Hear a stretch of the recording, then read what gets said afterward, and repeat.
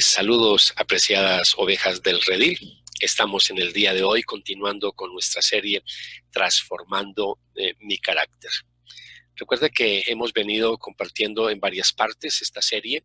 Estamos en la parte número 3, donde estamos hablando de, y sobre todo contestando una pregunta: ¿cuáles son las consecuencias del pecado? ¿Cuáles son las consecuencias del pecado? En las últimas semanas hemos estado viendo el capítulo 3 de Génesis, que narra sobre todo la caída de nuestros primeros padres, Adán y Eva. Este es un pasaje que nos ha servido para contestar la pregunta: ¿cuál es la raíz de mis problemas de carácter? Respondimos que el problema más grande que tenemos se llama pecado, algo que heredamos de nuestros primeros padres, Adán y Eva. También nosotros estuvimos compartiendo la semana pasada sobre las consecuencias del pecado de Adán y Eva y sobre todo las consecuencias para toda la raza humana. Vimos que la consecuencia inmediata antes de la desobediencia de Adán y Eva fue la muerte espiritual. Eso es algo que compartimos la semana pasada. Vimos que la comunicación con Dios se interrumpe, vemos que la comunicación con otros se daña. Eso lo vimos en el caso de la caída de Adán y Eva, y por supuesto eso tiene implicaciones para nosotros que somos sus descendientes. Vimos también que otra consecuencia de la desobediencia de Adán y Eva fue la muerte física. De eso hablamos la semana pasada. Vamos a estar, obviamente, para que esté mirando la página web de nuestra iglesia, redilnorte.org, y ahí vas a encontrar arriba en la parte derecha, en la pestaña Predicaciones. Ahí estamos subiendo esta serie para que la pueda estar consultando si se perdió la predicación de la semana pasada o otras predicaciones que compartimos en semanas pasadas. Bien, hoy vamos a ver entonces la tercera parte y sobre todo la tercera consecuencia. Y permítame ahí para que ustedes vean ahí en la pantalla. Ahí tenemos entonces la tercera consecuencia: la muerte eterna. La muerte eterna. Vamos a tener un momento de oración pidiéndole a Dios la bendición en el día de hoy. Padre, aquí estamos una vez más frente a tu palabra.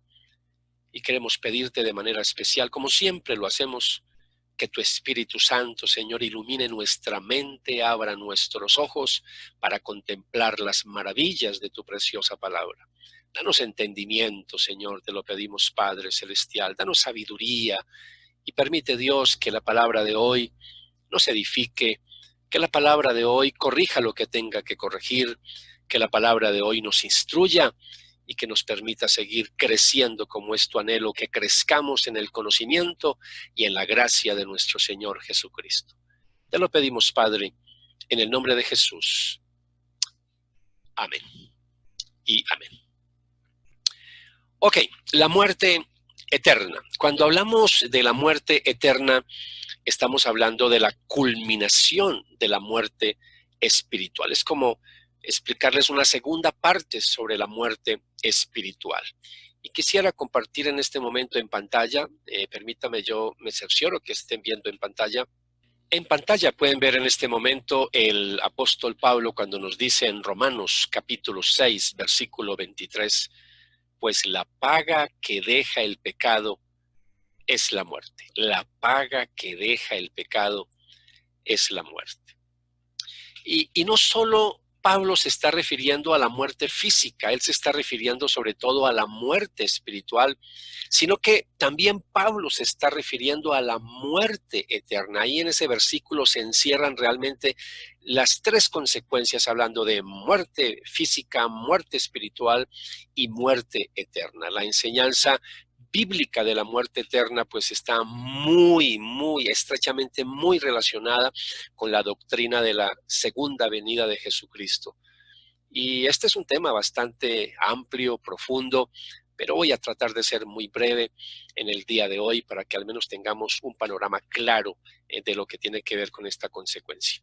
El mismo Pablo, escribiéndole a los tesalonicenses en el capítulo 2, en la segunda carta de Tesalonicenses, capítulo 1, versículos 6 al 9, Pablo nos dice, voy a sincronizar aquí en pantalla, Pablo nos dice lo siguiente: en su justicia, Él les dará su merecido a quienes los persiguen.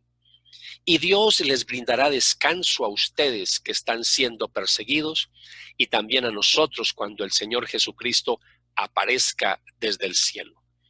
Él vendrá con sus ángeles poderosos en llamas de fuego y traerá juicio sobre los que no conocen a Dios y sobre los que se niegan a obedecer la buena noticia de nuestro Señor Jesús. Serán castigados con destrucción eterna, separados para siempre del Señor y de su glorioso poder. Las palabras del apóstol Pablo están en total sintonía con las palabras de nuestro Señor Jesucristo, un pasaje que la mayoría de nosotros lo conocemos muy bien y que encontramos en Mateo capítulo 25, cuando el Señor, después de estar hablando de las señales antes del fin del mundo, y después de hablarles de unas parábolas para precisamente ampliarle a los discípulos la inminente venida de nuestro Señor y para que pudieran entender cómo es que se debían de preparar para la segunda venida, entonces nuestro Señor Jesús en Mateo capítulo 25, hablándole a los discípulos, sobre todo en los versículos, para que usted busque ahí en su Biblia si no está viendo la pantalla, Mateo capítulo 25, versículos 31 al 33 y versículos 41 al 46. Así que permítame, les leo el pasaje. Cuando el Hijo del Hombre venga en su gloria acompañado por todos los ángeles, entonces se sentará sobre su trono glorioso. Todas las naciones se reunirán en su presencia y él separará a la gente como un pastor separa a las ovejas de las cabras. Pondrá las ovejas a su derecha y las cabras a su izquierda. Luego el rey se dirigirá a los de la izquierda y dirá: fuera de aquí ustedes, los malditos, al fuego eterno preparado para el diablo y sus demonios. Pues tuve hambre y no me alimentaron. Tuve sed y no me dieron de beber. Fui extranjero y no me invitaron a su hogar. Estuve desnudo y no me dieron ropa. Estuve enfermo y en prisión y no me visitaron.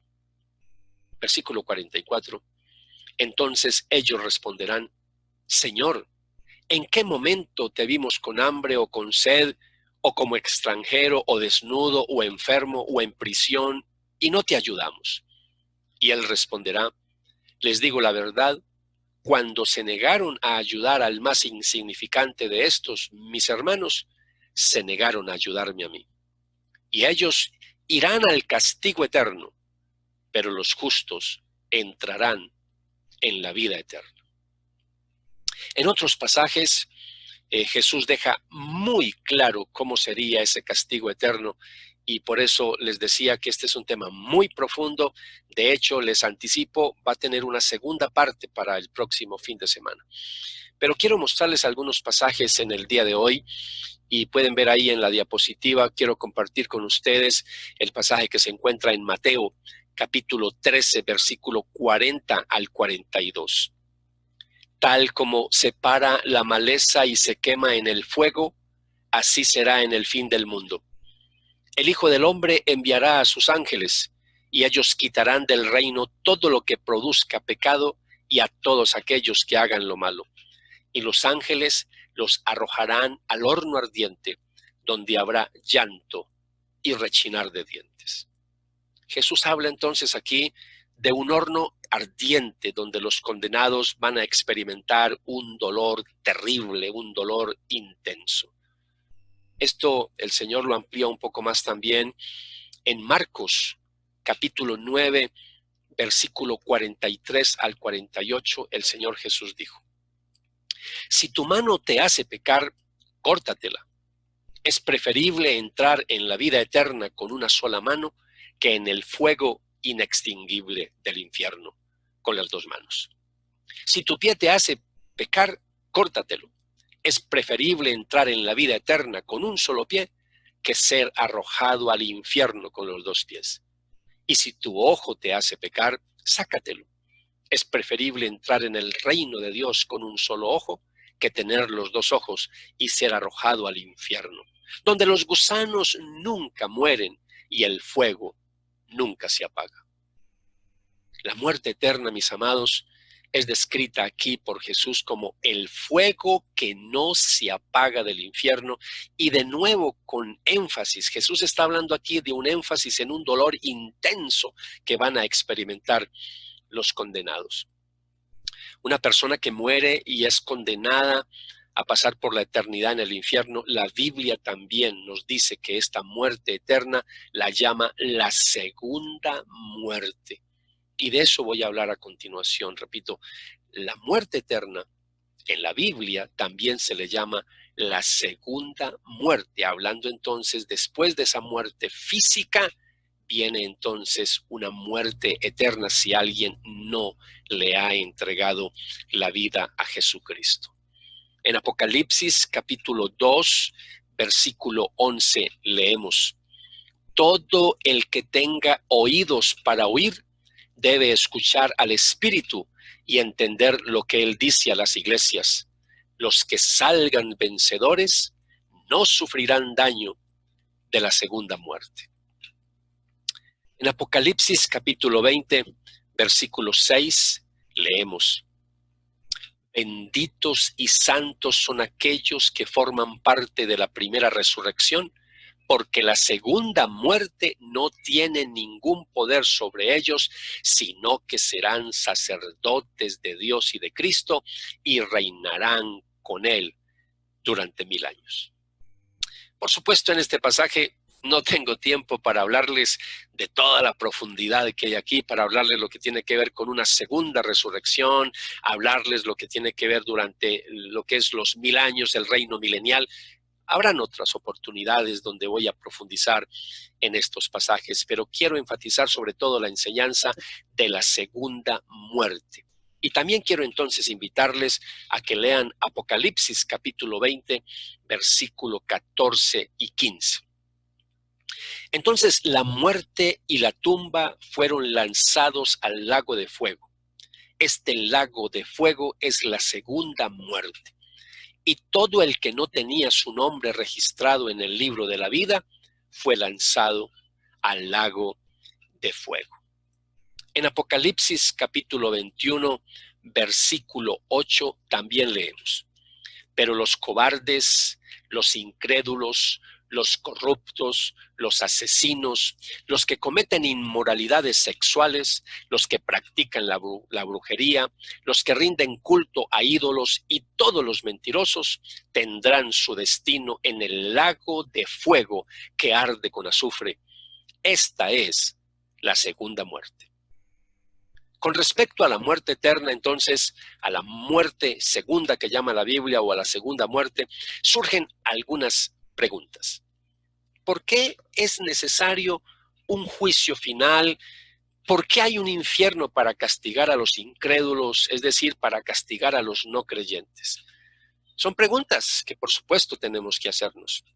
Y la respuesta nos tomaría una buena parte de tiempo, pero déjeme darle 3 respuestas de manera muy breve en el día de hoy. Repito, ¿por qué un juicio final? ¿Por qué un infierno para castigar a los no creyentes? Número 1, porque un castigo eterno manifiesta la justicia de Dios, manifiesta la justicia de Dios. La Biblia de manera contundente declara que Dios es justo al hacer juicios y lo hace de una manera imparcial. Y es bueno que entendamos un poco este concepto. En Primera de Pedro, capítulo 1, versículo 17, leemos: recuerden que el Padre Celestial a quienes ustedes oran no tiene favoritos. Él los juzgará o los recompensará según lo que hagan.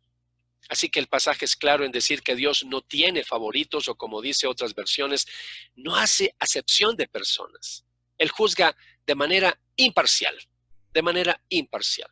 Y Pablo, hablando del juicio de Dios, escribe en Romanos capítulo 2, un capítulo que le animo a que después lo lea completo porque no hay tiempo ahora, pero en el capítulo 2 sobre todo quiero leerles los versículos 5 al versículo 11, donde Pablo dice lo siguiente: Pues se acerca el día de la ira, en el cual se manifestará el justo juicio de Dios. Él juzgará a cada uno según lo que haya hecho. Dará vida eterna a los que siguen haciendo el bien, pues de esa manera demuestran que buscan la gloria, el honor y la inmortalidad que Dios ofrece. Pero derramará su ira y enojo sobre los que viven para sí mismos, los que se niegan a obedecer la verdad y en cambio viven entregados a la maldad. Habrá aflicción y angustia para todos los que siguen haciendo lo malo, para los judíos primero y también para los gentiles, pues se acerca el día de la ira en el cual se manifestará el justo juicio de Dios. Él juzgará a cada uno según lo que haya hecho.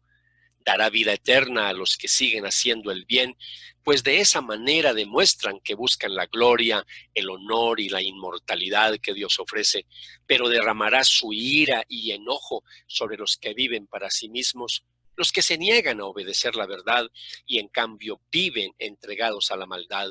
Habrá aflicción y angustia para todos los que siguen haciendo lo malo, para los judíos primero y también para los gentiles, pero habrá gloria, honra y paz de parte de Dios para todos los que hacen lo bueno, para los judíos primero y también para los gentiles, pues Dios no muestra favoritismo.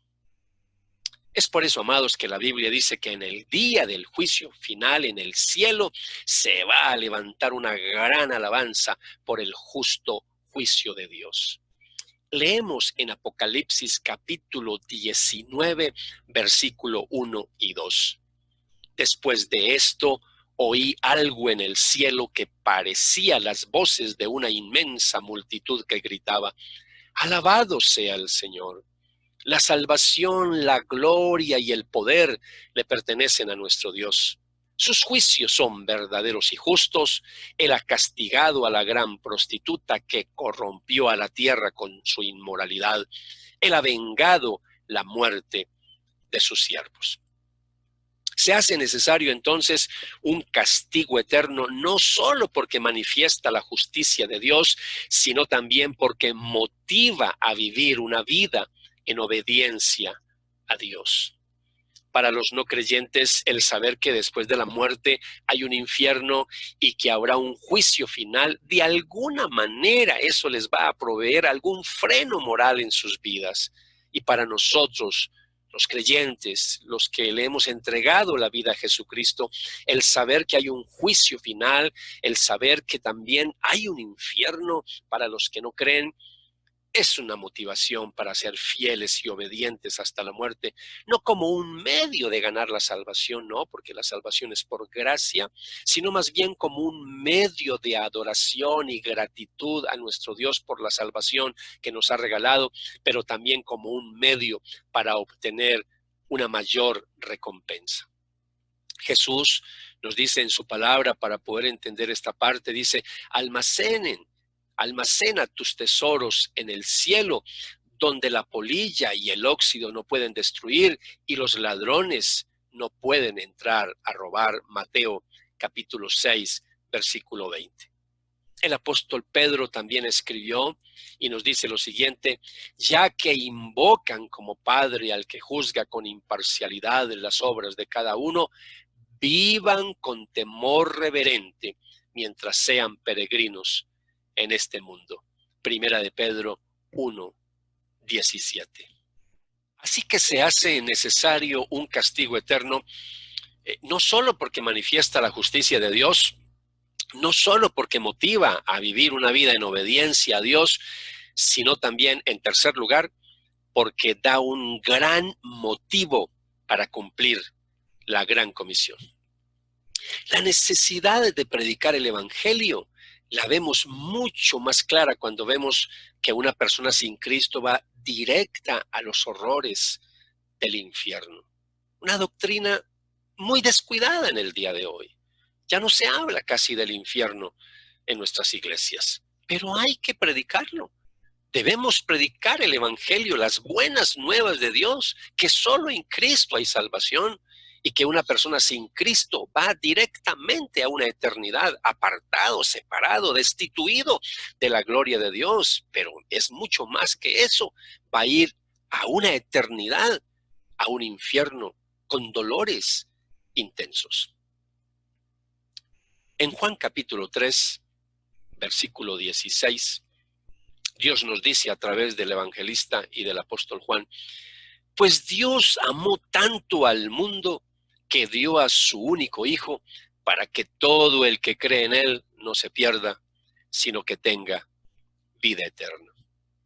Este es un pasaje que de manera muy clara nos dice que Jesús no solamente murió por sus escogidos, sino que Él también murió por toda la raza humana.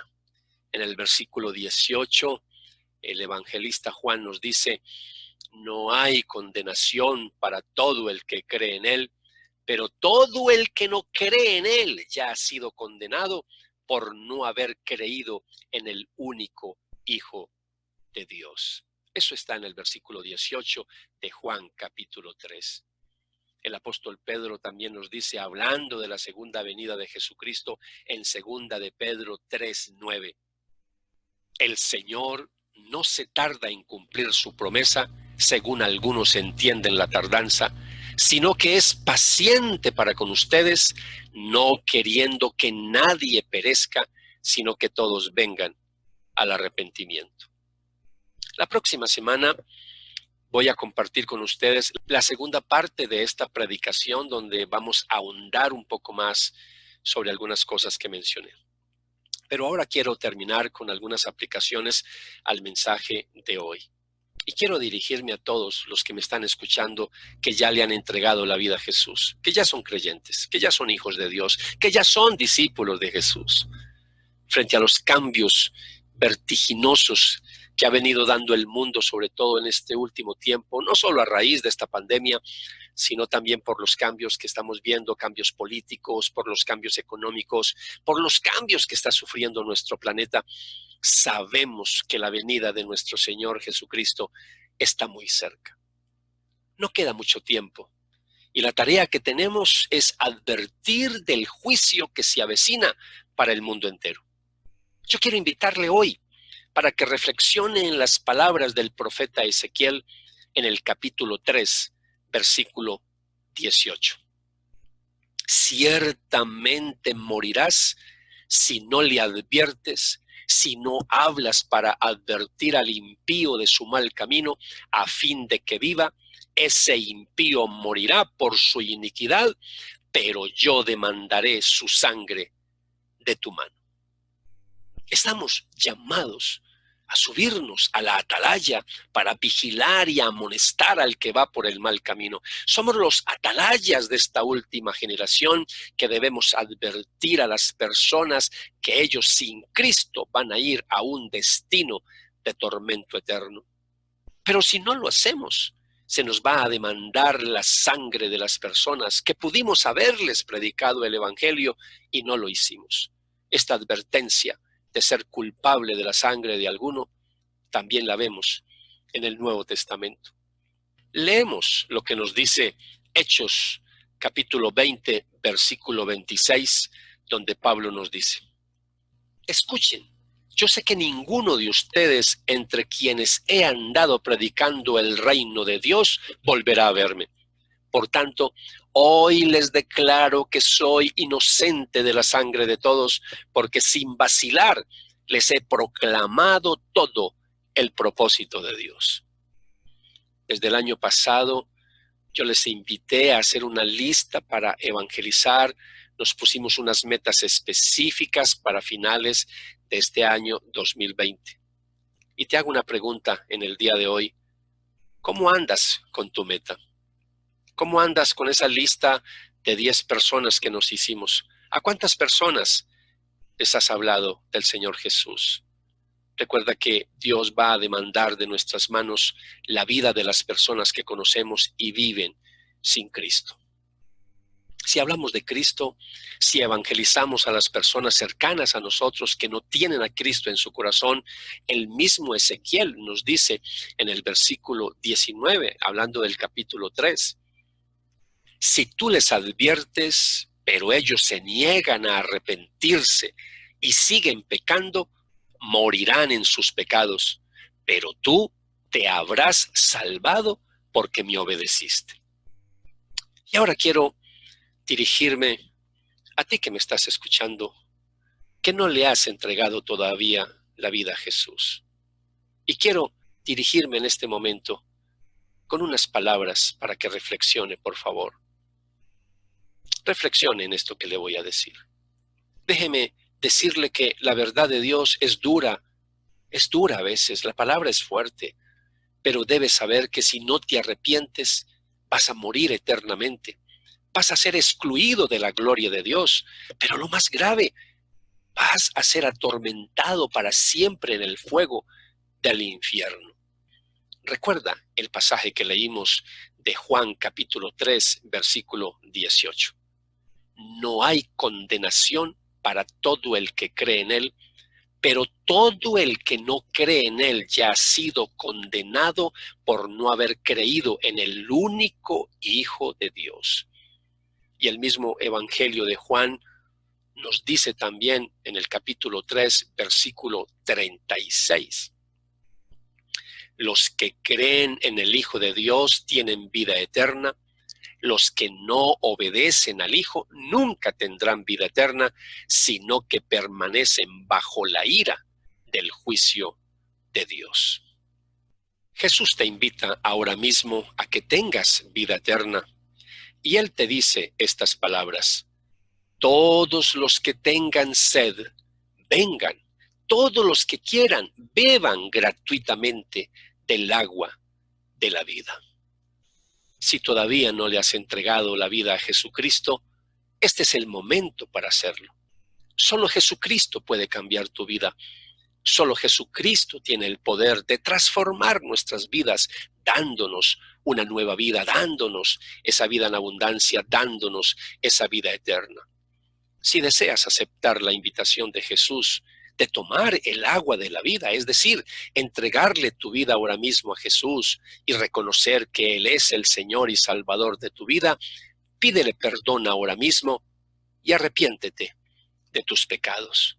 Lo puedes hacer por medio de una oración de fe, y ahí donde estás, quiero que mires esta oración que te voy a colocar aquí en la pantalla, y ahí donde estás, repite conmigo y haz esta oración con todo tu corazón. Hazla con todo tu corazón. Amado Padre Celestial, confieso que soy pecador. Hoy me arrepiento de todos mis pecados pasados y presentes. Quiero dejar de pecar y estoy dispuesto a empezar una nueva vida con tu ayuda. Señor Jesucristo, acepto la invitación que me haces de depositar en ti la carga de mis pecados y ponerme tu yugo, es decir, de seguir tus enseñanzas.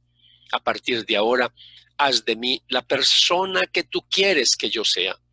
Padre Celestial, con la asistencia de tu Espíritu Santo, ayúdame a amar y a servir a Jesucristo todos los días de mi vida con todas las fuerzas de mi corazón. Gracias por perdonar mis pecados, regalarme la salvación y darme vida eterna. En el nombre de Jesús. Amén.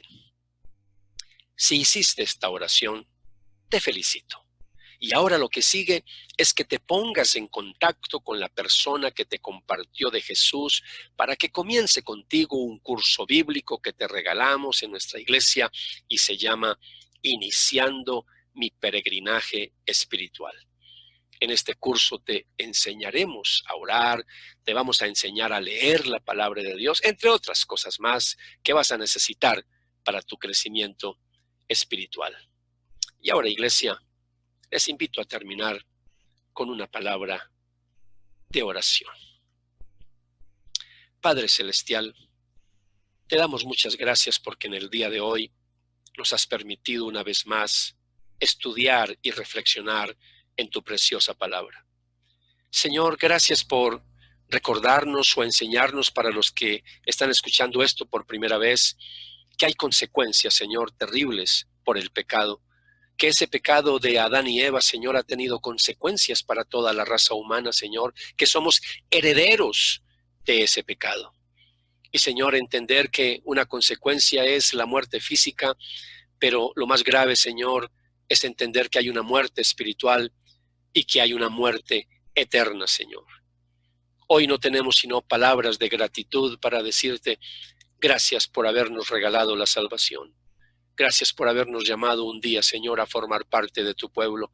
Gracias por la vida eterna que nos has otorgado, Jesús. Y no por nuestros méritos, no por obras, no por lo bueno que seamos, sino por lo que hiciste tú, Jesucristo, en la cruz del Calvario.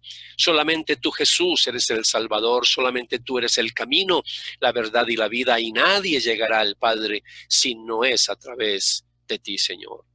Porque de tal manera amó Dios al mundo, que entregó, que dio, que regaló a su Hijo único, para que todo aquel que en él crea no se pierda, mas tenga vida eterna. Gracias, Señor, por esa vida eterna que nos has dado, Señor.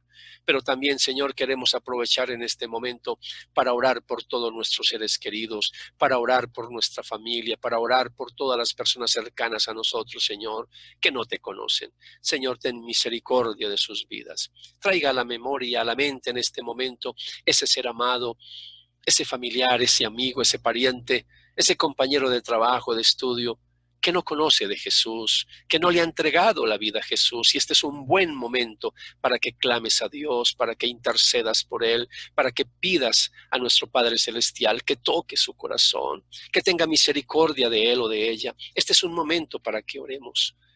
Padre, los presentamos delante de ti, Señor. Escucha en este momento la oración de tus hijos, de tus hijas, a favor de sus seres queridos, a favor de estas personas, Señor, que no te conocen.